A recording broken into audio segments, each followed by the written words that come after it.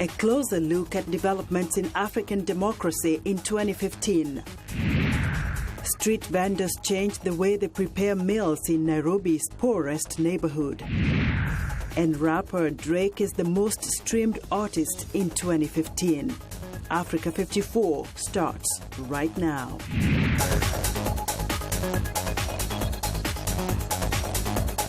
Good evening and welcome. I'm Vincent Makori. This is Africa 54. Now, the winds of uncertainty and the unexpected swept across Africa in 2015. The continent's citizens witnessed elections, coup attempts, constitutional changes, and peaceful transfers of power. From Burundi, which is still dealing with unrest after its president decided to run for a third term, to Tanzania and Nigeria, which both saw peaceful transitions of power. This year was a year of setbacks and gains for democracy on the continent. VOA's Jill Craig has more. 2015 was a year of ups and downs for democracies across Africa. Nigeria saw its first democratic transition of power in April, when former General Muhammadu Buhari defeated incumbent President Goodluck Jonathan. The polls ended 16 years of one-party dominance. In Tanzania, President Jakaya Kikwete stepped down after his constitutionally mandated 2 terms. John Magufuli was peacefully elected in October after a spirited campaign. And the former public works minister shoveled leaves and trash to mark Independence Day after canceling the usual festivities as part of efforts to abolish waste and reduce poverty. The new President Magufuli has just started on a wonderful, wonderful note, full of energy, full of optimism, full of action, less talk. So this, again, is very heartening, especially for countries like Kenya that are just next door, and for the region. Uganda goes to elections in about another month and a half. Burkina Faso dodged a coup attempt in September and went on to elect the country's first new leader in 27 years. It was a successful end to the transition after mass protests ousted longtime President Blaise Compaoré in October 2014. I would say that in terms of what we can see and the lessons we can learn in terms of democratic progress is the progressive rise of a responsible society, a society of citizens. You know, the quality of the political offer also depends on the demand, and this missing link is progressively coming by. But for these highlights, there were also lows. Burundi descended into chaos in April after President Pierre Nkurunziza made his bid for what critics say is an unconstitutional third term in office.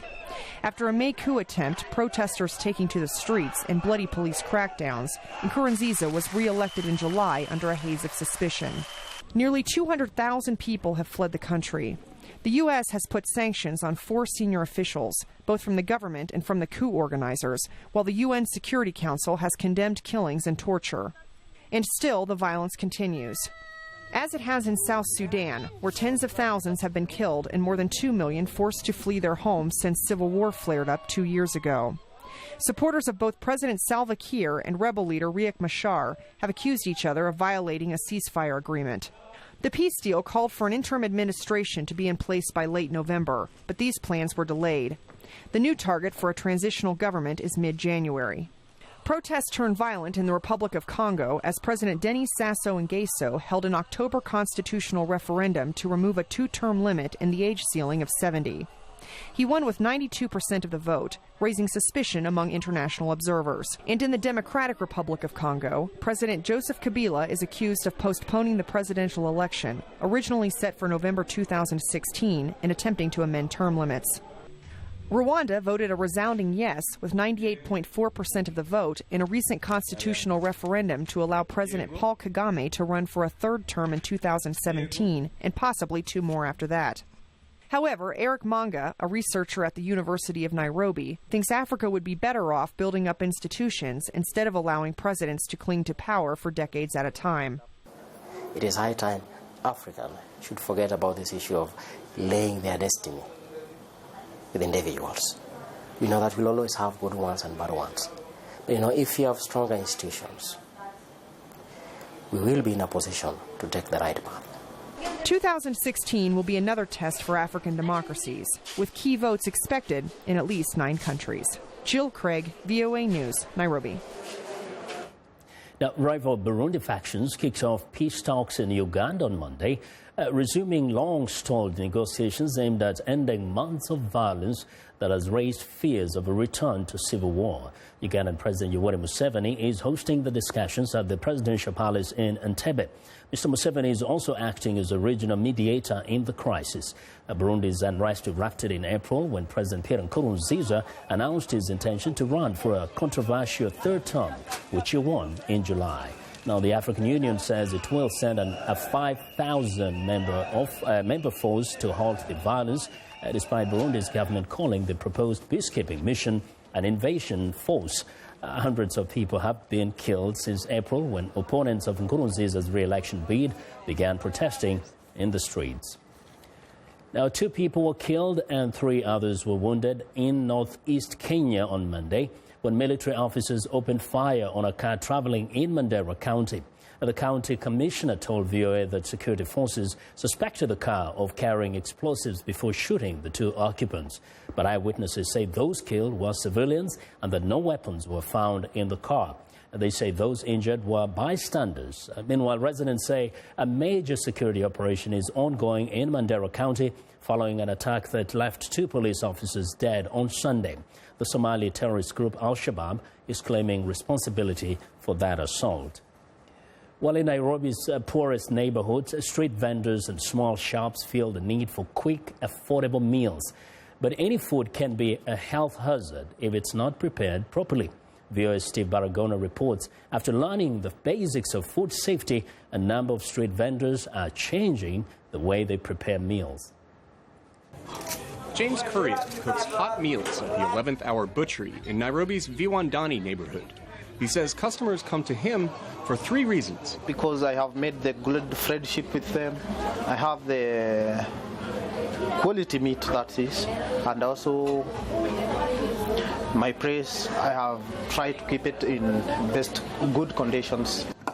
Shops like Curry's are essential in communities where many people don't have time or kitchens to prepare meals, says Nicholas Ngomi with the African Population and Health Research Center. You can find them entirely depending on the food vendors to get the food. So it's very important that we take care of the food vendors if we have to take care of the health of the people living in this settlement. Curry says there is a lot about food and health he did not know until recently. For example, his meat goes bad in just a few days. If it will last here for long, it will maybe bring some disease to my customers.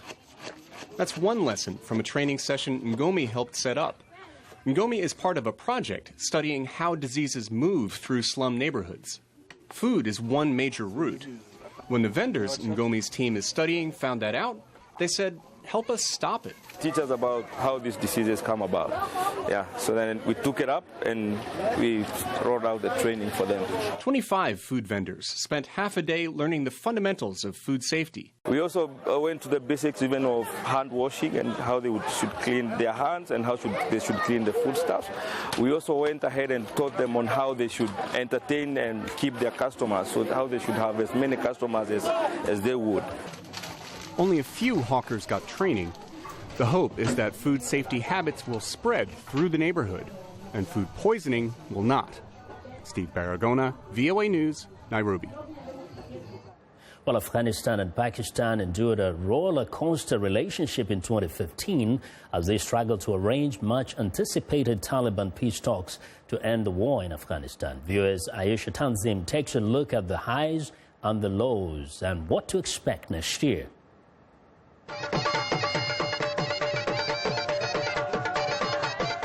2015 started with an unprecedented warming of ties between the two neighbors, in part because of the newly elected Afghan President Ashraf Ghani, who toned down anti-Pakistan rhetoric and backed high-level meetings with Islamabad.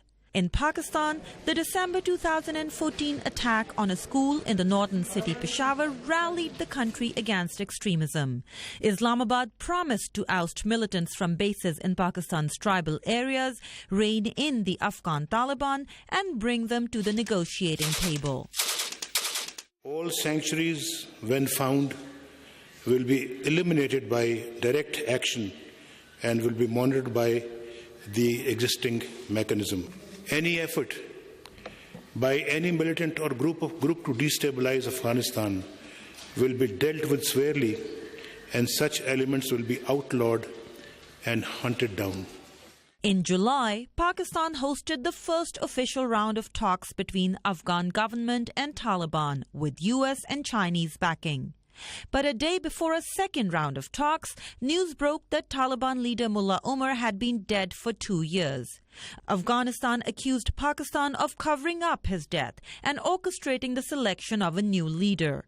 More peace talks were called off. Meanwhile, a Taliban offensive overran the major Afghan city of Kunduz. Again, suspicion swirled that Pakistan had in some way aided the militants. Things appeared grim until December, when President Ghani visited Islamabad and found a lavish reception that Pakistan usually reserves for the closest of friends. The Prime Minister, all cabinet members and the top military leadership were waiting at the airport, where he also received a military guard of honor.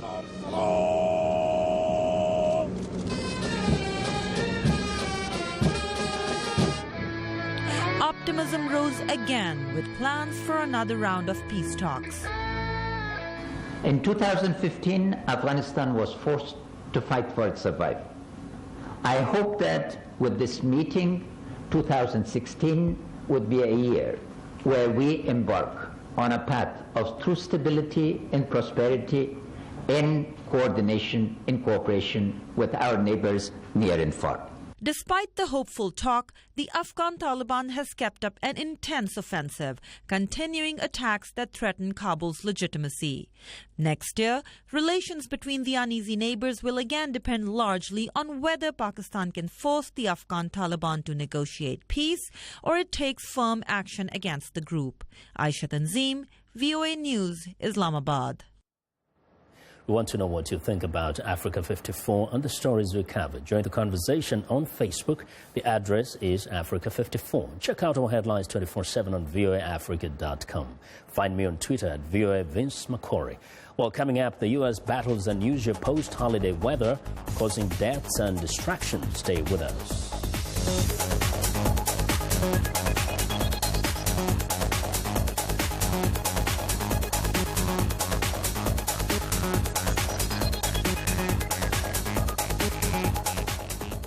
I am Sheikh Sali, host and senior editor of VOA's international call-in talk show, Straight Talk Africa. Today we'll examine the tobacco industry. We pretty much touch on anything that you can think of. Politics, health issues, human rights issues, you name it, we talk about it. The issues that we discuss are pertinent to most people on the African continent. A very, very rare and unique opportunity to interact with their leaders.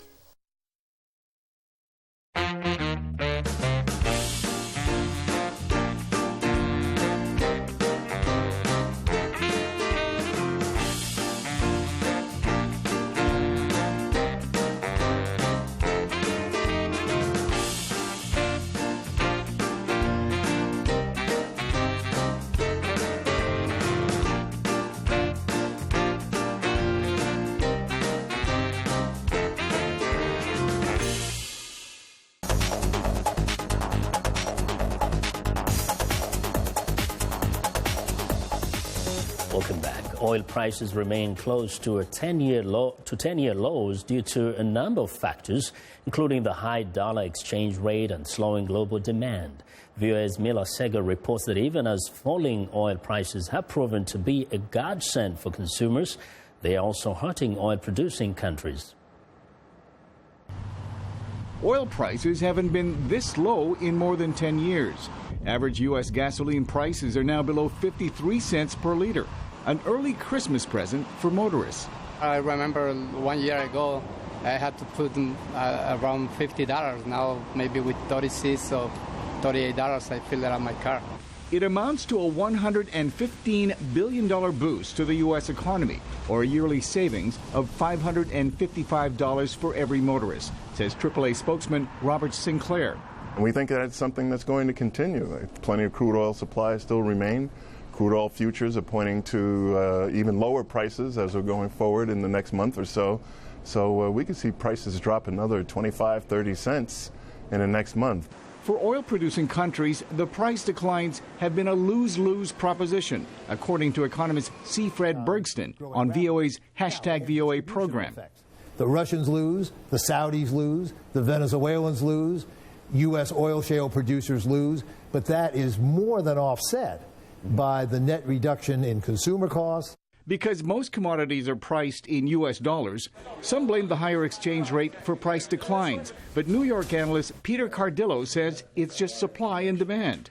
If you have lower demand on a global scale, and then you have overproduction from producing nations, it's obviously that you're going to have a crash in oil prices, and that's exactly what's happened. But it's a price plunge with serious geopolitical consequences. A case in point, says Bergston, is Russia. 5 to 10 years ago, when oil prices were very high, Putin was riding high. Now, with the energy price having collapsed as much as it has, he's had to pursue foreign adventures, Ukraine, now Syria, other things, to try to divert his whole population's attention from their very poor economic circumstances, driven in large part by the collapse of oil prices. Oil prices are not likely to rise anytime soon. New projections from both the World Bank and International Monetary Fund suggest prices will fall further to as low as $20 a barrel in 2016. Milar Sega, VOA News, Washington. Well, the United States is battling unusual post-holiday weather, causing deaths and destruction across large portions of the country. Several tornadoes slammed the southern state of Texas after dark Saturday, leaving at least 7 people dead and destroying homes in the Dallas area. The Weather Channel says the severe weather is a result of a winter storm emerging from the western U.S. and interacting with the record warmth across much of the southern U.S.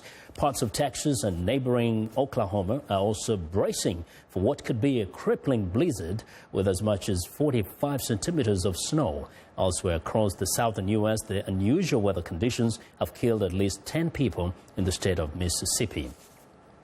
For many people around the world, the end of the year holidays mean family gatherings in festive homes, around tables abundant with food. But millions of others mark the holidays in refugee camps, temporary shelters, or even on the streets. The United States is no exception. Nearly 500,000 Americans are homeless, and 125,000 of them are children. VOA's Laditza Hoke tells us more. Skid Row, a 50-block area in downtown Los Angeles, has been a symbol of homelessness for more than a century. The city is often called the homeless capital of the United States. Some residents of Skid Row do not see a solution. From what I see, it can't be solved. Really? Really, it can't. Not really, unless they drop an atom bomb down here and blow everybody. That's solved. Aid organizations and volunteers trying to help sound almost as hopeless. Skid Row is an absolute disaster. In fact, it's the worst man-made disaster in the U.S. The violence, the chaos has greatly increased. It's startling. Most of all, we need a change of heart about these precious people dying on our streets. Some people are chronically homeless. Others join the ranks when they lose a job or don't make enough money to pay for housing. Close to 50,000 of them are war veterans or former military servicemen. It was never an issue when I was serving, because when I was serving, as soon as I get out of here, it's going to be Job City. And it was like that. You know what I mean? Till run into problems. The government don't even take care of the people, much less the vet. You know what I mean? While the Los Angeles metropolitan area has the largest number of homeless people, New York, San Francisco, Dallas, and even Washington, D.C. are not far behind. 36 U.S. states reported a decline in homelessness between January 2013 and January 2014, but many have seen an increase, especially Massachusetts, New Hampshire, and New Mexico. The main reason for homelessness is the high cost of housing. Zlatica Hoke, VOA News, Washington.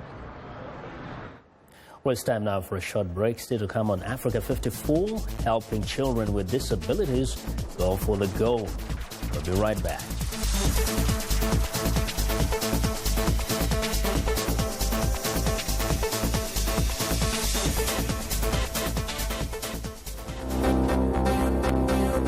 If you've just joined us, I'm Mariama Diallo, and here is a quick recap of today's headlines.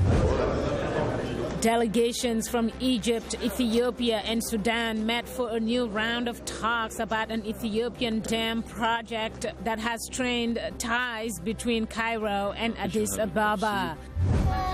In Kenya, Young Athletes program helps kids from the Nairobi slum of Kwangware with intellectual disabilities.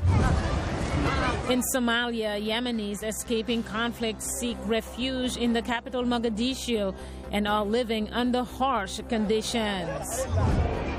In Libya, the first international exhibition of Libyan traditional crafts and costumes was held for the first time. That's it for today. Thanks for watching. We'll see you next time.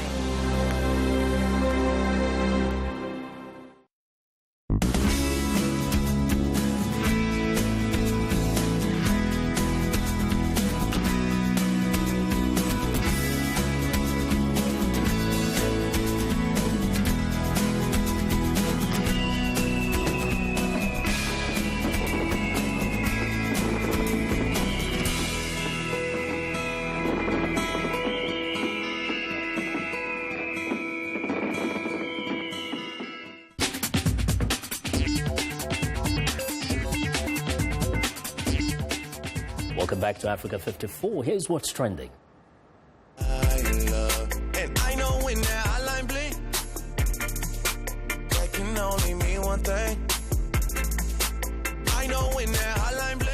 Spotify users are clearly listening to Drake. The rapper was the most streamed artist of the year globally. The site announced its end-of-the-year list recently and saw the Canadian star earned 1.8 billion streams in 2015. Drake's fellow countryman Justin Bieber also had an excellent 2015 despite experiencing negative press the previous year. And despite not having a new album out, Rihanna was the year's most streamed female performer with 1 billion streams.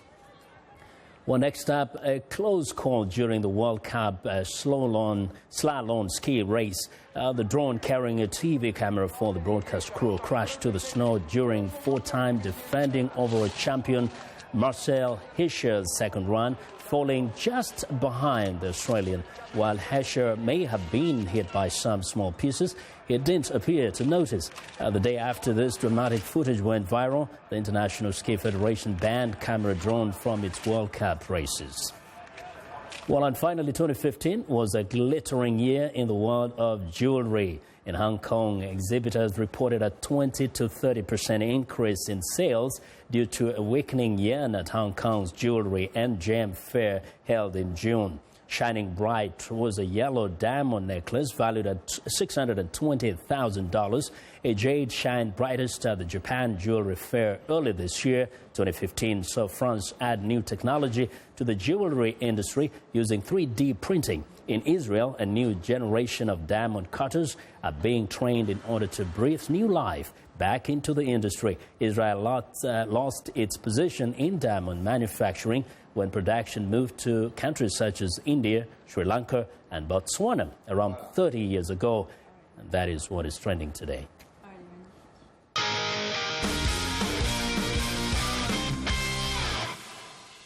Well, it's time for our Monday Sports Report, and for the latest news and notes, here's Sunny Yang with the Sunny Side of Sports. Hello, Sunny. Hello, Vincent, and sporty greetings once again to our Africa 54 viewers. 2015 was a special year for the Special Olympics, the international organization that uses the power of sports to help people with intellectual disabilities. In late July, the Special Olympics held its marquee event, the World Games, in Los Angeles, California. The Games attracted athletes from around the world, including Kenya. Meanwhile, in the East African nation, the Special Olympics and Catholic Relief Services have begun a young athletes program. VOA's Jill Craig reports from Nairobi. Living in a Nairobi slum is not easy. Electricity is scarce, clean water expensive, sanitation poor, and quality education hard to come by. But for children living with disabilities, slum life becomes even more difficult. It's one thing if you're a kid with special needs or intellectual disabilities in a developed country, but when you consider kids growing up in a slum in Nairobi or any other slum in a major urban area in Africa. There's a huge need there, I think. Nancy McNally of Catholic Relief Services says there are additional challenges for children with disabilities in Kenya. If they have intellectual disabilities, then sometimes they're ostracized by their own communities, by their own parents. You know, there's some superstitions that the kids might be cursed. So to help these children and provide a support system for their parents, Catholic Relief Services and Special Olympics started a young athletes program in the Nairobi slum of Kawangware. The program caters to children with intellectual disabilities ages 2 to 7, who come to an early childhood development center twice a week to participate in activities with other children. Social workers also conduct home visits, helping parents with emotional encouragement and positive parenting techniques. At the same time, parents like Justice Adalia are able to get support from other parents dealing with similar issues. That's important because Adalia says caring for his son Jason is a round-the-clock responsibility. These children need a very lot of care because you can't leave these children for maybe another neighbor, for a neighbor to take care of him. You are the one who is responsible. Parents rarely get a break because even schooling is a problem. Ann Mushiri says many parents here cannot afford what are called special schools that service children with disabilities. Most of them don't have a school to go to because the special schools are too expensive for them, cannot afford it. And then again, some schools don't want these children, so they just stay with them at home. Jason's dad is unusual because most of the children's caregivers are single mothers whose husbands often leave them.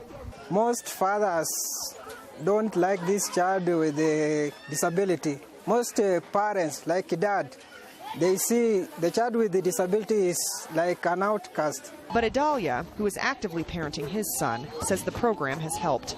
Because right now he has got a very good improvement.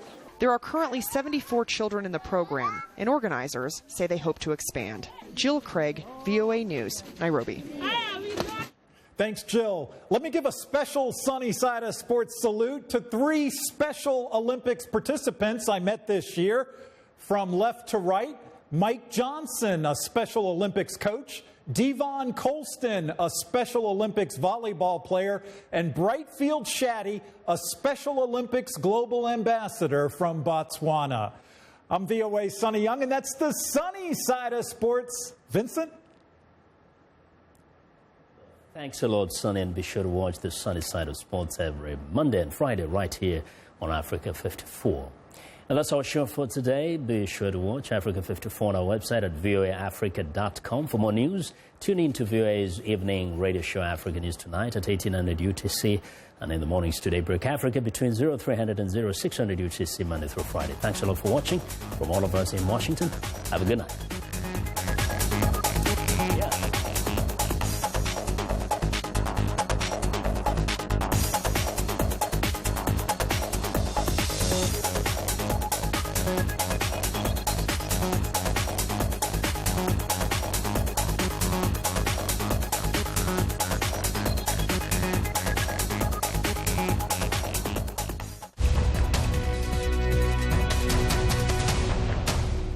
Welcome to the Voice of America's News Words. This phrase is important when doing business with another country. Exchange rate. With regard to China, we've made very clear the importance of exchange rates being based on market-determined forces. An exchange rate sets the value of money when it is traded between countries. It determines what your money is worth if you want to use it overseas. It is an important part of doing business because it can help companies decide whether they can buy or sell goods in other countries. Now, when you hear the phrase exchange rate, your English will be good enough to know what these news words mean. For more news words, visit our website at learningenglish.voanews.com.